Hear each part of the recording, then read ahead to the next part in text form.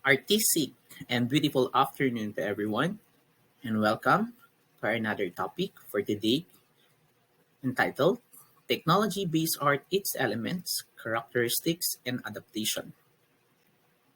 So, the target objectives of our today's lessons are the following: identify the art elements in the technology based production arts, recognize the distinct characteristics of modern arts in terms of production and functionality range of audience reach. Lastly, name the country's pride of 21st century Filipino digital artists and describe how they were influenced by the technology trend. So, by gaining a deeper understanding of the elements of arts, it will be easier to analyze, unravel, and create any type of artwork from painting and photography to sculpture and architecture. So the elements of arts are concrete visual components that work in tandem with principles of arts that organize and harmonize to them. So on your right side, we have here the elements of art, namely the line, the shape, the form, the value, the color, the space, and the texture. So last quarter, we identified the different kinds of lines. Examples of this are diagonal, horizontal, vertical, curve, zigzag. So shapes, we identify the different kinds of shape. We have the geometric shapes.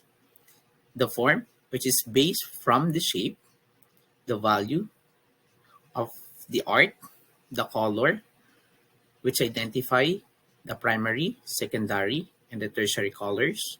The space, it is the between the images or the elements, and the texture or the surface, whether the given painting or drawing is smooth, bumpy, or good in our arts. So moving on, we have here the computer and the digital arts. So in the early 1960s, a digital or computer art first came on the scene. Understandably, this was due to the technology that was constantly developing and that became available at that time.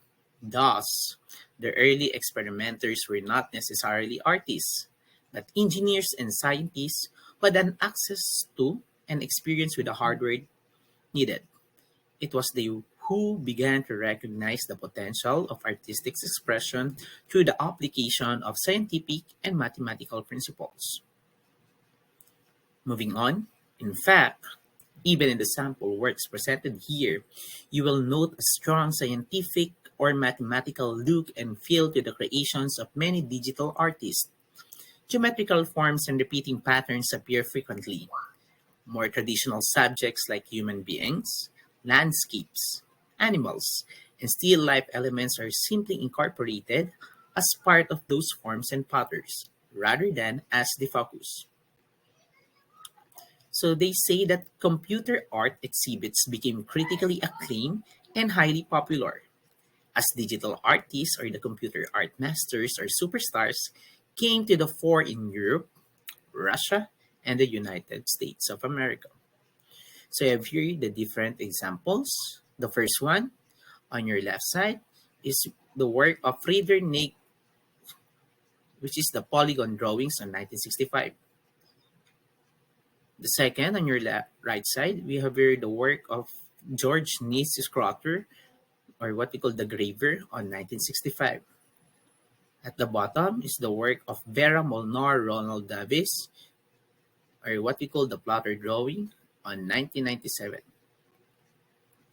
Next is the work of Ronald Davis, which is entitled Mountain in Starlit in 1997, which is a computer-generated 3D art. It's the work of Manfred Moore, the work of Olga Kiseleva, 2012, The Yellow Picture, and the work of John Pierre Hebert on the 2007. So they say that some digital artists have been used their works to express their views on political, social, and cultural issues, as well as to advocate causes that are critical to modern life, such as the environment and the climate change. Others even explored the philosophical relationship between the science and technology and the arts. Likewise, Filipino artists in our country were influenced by the technology trend in art. However, this was more in the commercial sphere from 1960s to 1990s. The computer-generated works were primarily geared towards illustrating international comic books. Filipino illustrators earned quite a reputation for their talents and were highly in demand in this field.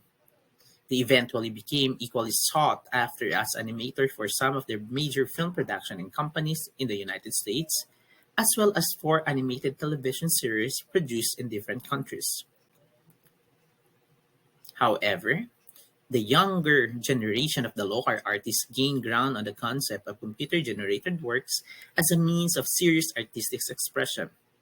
Today, even the more established names in the field, artists and critics alike, have come to accept and recognize that the digital works as fine art. So we have here Antonio Gorodo, which is a 55-year-old digital artist who used traditional painting tools and techniques for several years. He was inspired by the works of Anki Cook and Jose Joya. In 2010, he discovered the art of digital painting. He created his pieces using Adobe Photoshop, a popular photo editing software. He believes that digital art is the new creative frontier offering limitless possibilities and accessibility. He encouraged artists and art lovers to embrace new technologies in making art.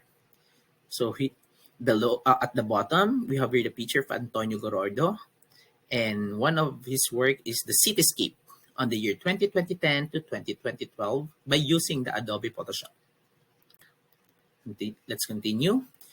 We have here Anina Rubio, which is a famous visual artist in the Philippines, a muralist, and a digital artist. So when we say a muralist, those are an artist who paint and draw on the wall. She works in top brands such as Keds, Guess, Kate Spade, and National Bookstore, or what we call the NBS. Next, let's proceed now on the foreign artist. We have here Jean-Pierre Hebert. He's an independent artist of drawing, mixed media, and algorithmic art. A co-founder of Algorist in 1995 with Roman Bertosco, he's a pioneer in the field of computer art, merging traditional art media and techniques, plotters, software, and custom-built devices to produce original artwork. Another from the foreign artists, we have here Ronald Ron Davis. So he's an American painter. His work is associated with abstract illuminations, geometric and lyrical abstraction, shape canvas painting, a color-filled painting, hard edge painting, and a 3D computer graphics. He uses two-dimensional and three-dimensional and digital space. He's behind nearly 70 solo exhibitions and hundreds of groups exhibitions. So that is our topic for today. I hope that you learned something. Thank you very much. See you on the next topic.